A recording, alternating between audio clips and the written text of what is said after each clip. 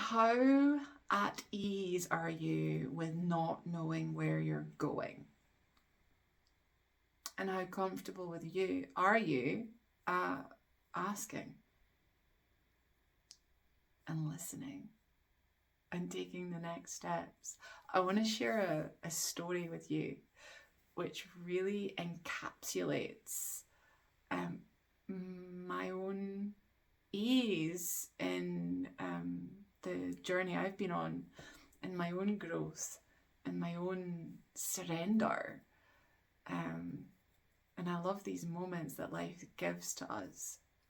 Let me tell you who I was before I started this inner journey, this inner work, this focus on controlling what I can control, which is in here and nothing else, right? So I used to be somebody who really needed to know. I needed to know the way. I needed to know where I was going. I needed to know the steps along the way.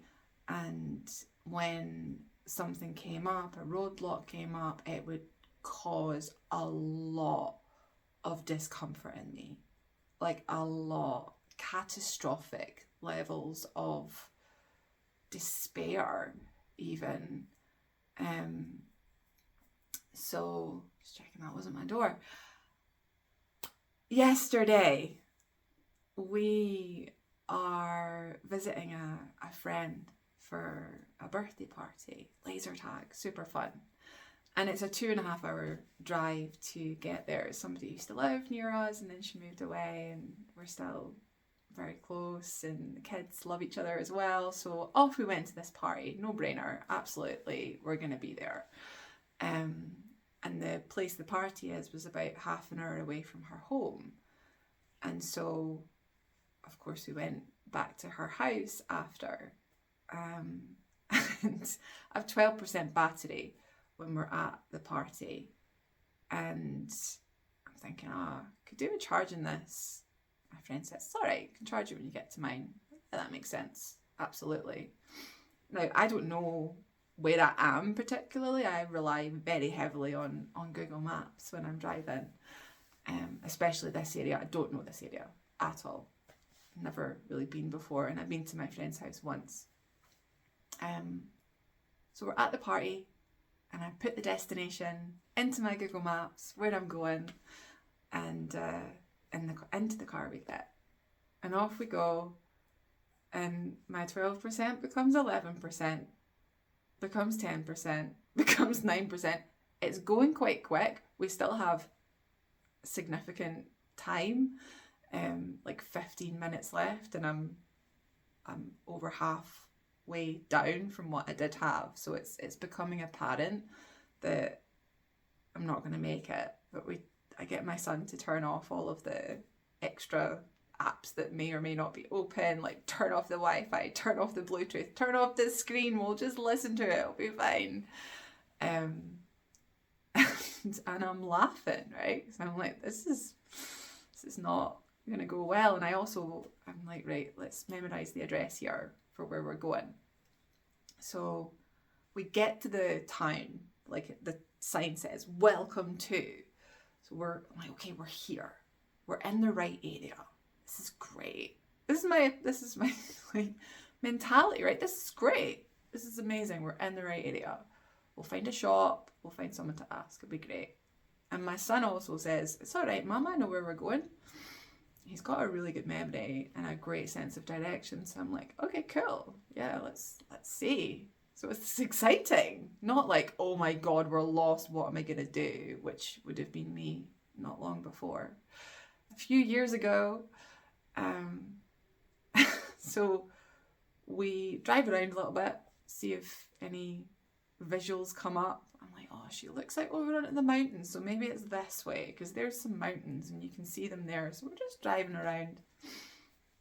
I find somebody who's just coming out of their house, and I quote the address, and he's like, this? And I'm like, no, that's not quite it, because I say road. And then he says, oh, this drive. And I'm like, oh yeah, I think that's probably it.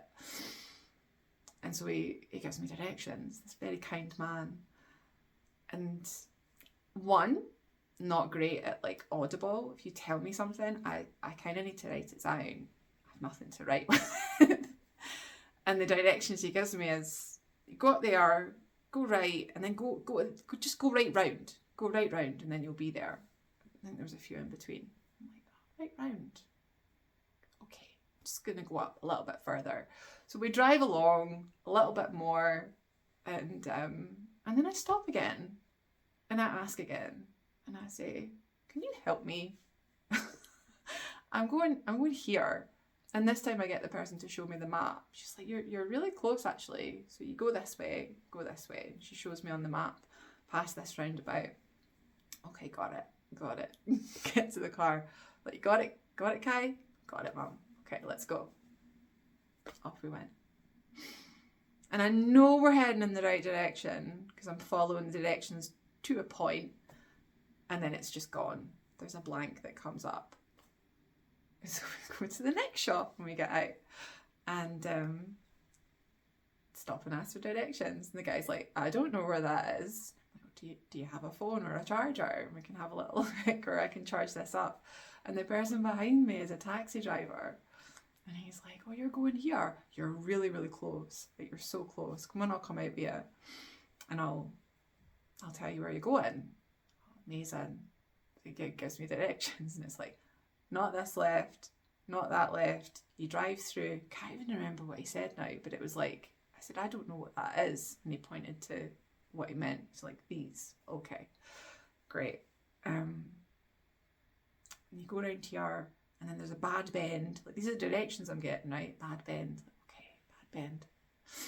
Like, there's enough clarity within it that we start heading in this way.